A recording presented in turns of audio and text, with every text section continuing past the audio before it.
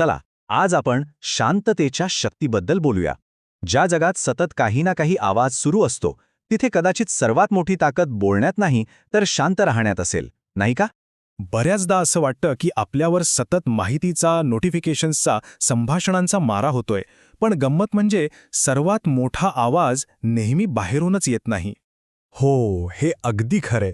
आपलंच मन अनेकदा सगळ्यात जास्त गोंधळाची जागा असू शकतं. विचारांचा एक न संपणारा प्रवाह तिथे सतत सुरू असतो. ह्याबद्दल ना झेन गुरु थिक नाट हान यांनी खूप सुंदर वर्णन केलंय. ते म्हणतात की आपलं मन म्हणजे एक न थांबणारं रेडिओ स्टेशन आहे आणि ही सततची बडबड आपल्याला दुःखाच्या सागरात ढकलून देऊ शकते. मग आपल्या आतला हा आवाज कमी कसा करायचा?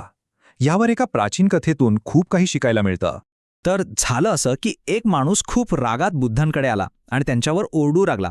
तो त्यांना ढोंगी, फसवा असं काय काय म्हणत होता. त्याला वाटलं की असं केल्याने बुद्ध चिडतील. पण बुद्ध ते फक्त शांतपणे उभे राहिले. त्या माणसाचा राग जणू काही त्यांच्यावरून वाहून जात होता, पण बुद्धांवर त्याचा काहीच परिणाम झाला नाही. आता त्या माणसाला काही कळेना. तो म्हणाला, मी तुमचा अपमान करतोय आणि तुम्हाला राग काय येत नाहीये? तुम्ही इतके शांत कसे काय राहू शकता? खरं तर बुद्धांचं ते मौन कोणत्याही उत्तरापेक्षा जास्त शक्तिशाली होतं. तेव्हा बुद्ध त्याला म्हणाले, एक गोष्ट सांग, जर तू एखाद्याला भेटवस्तू दिलीस आणि त्याने ती स्वीकारलीच नाही, तर ती भेटवस्तू कोणाची? त्या माणसाने उत्तर दिलं, अर्थात ती माझीच राहणार. यावर बुद्ध म्हणाले, अगदी तसंच तुझ्या रागाचं आहे. तू दिलेली अपमानाची भेट मी स्वीकारतच नाहीये, त्यामुळे ती तुझ्याकडेच राहते. बघा, आजकाल सोशल मीडियावरच्या न संपणाऱ्या वादांमध्ये हेच तर घडतं. आपल्याला कोणीतरी दिलेली नकारात्मकता स्वीकारायची की नाही हा निर्णय पूर्णपणे आपला असतो. आणि ही गोष्ट आपल्याला शांततेकडे एका वेगळ्या नजरेने बघायला भाग पाडते. शांतता म्हणजे फक्त तोंड बंद ठेवणं नाहीये. आता गंमत बघा, आपण शांतता म्हणजे काय समजतो?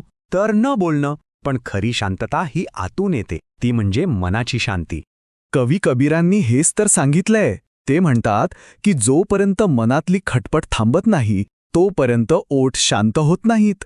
म्हणजे मन अस्वस्थ आहे म्हणूनच तोंड बडबड करतं. खरी शांतता मूळ कारणावर म्हणजे आतल्या गोंधळावर काम करते. म्हणजे बघा, शांतता ही काही आपोआप येणारी गोष्ट नाहीये. ती एक साधना आहे, एक सराव आहे. आणि जसं जसं आपण ही शांतता साधतो तसतसं आपल्याला आपल्या आतल्या जगाची नवीन रहस्य कळू लागतात. ठीक आहे, मग ही आंतरिक शांतता मिळवायची कशी? चला, त्यासाठीच्या काही सोप्या पद्धती पाहूया. थिक नाट हान यांनी 3 सोपे पण खूप प्रभावी मार्ग सांगितले आहेत. पहिलं, आपल्या प्रत्येक श्वासावर लक्ष केंद्रित करा. दुसरं, विचारांना शांत करण्यासाठी श्वासाचाच आधार घ्या. आणि तिसरं, जेव्हा कोणाचं ऐकता तेव्हा फक्त उत्तर देण्यासाठी नाही तर त्यांना समजून घेण्यासाठी ऐका. आणि सगळ्यात महत्त्वाचं, यासाठी कुठे वेगळं जायची गरज नाही, हे आपण कुठेही करू शकतो. आणि याचे फायदे ते तर खूपच आहेत. जी ऊर्जा आपण विनाकारण बोलण्यात आणि डोक्यातल्या विचारांमध्ये घालवतो ती वाचते.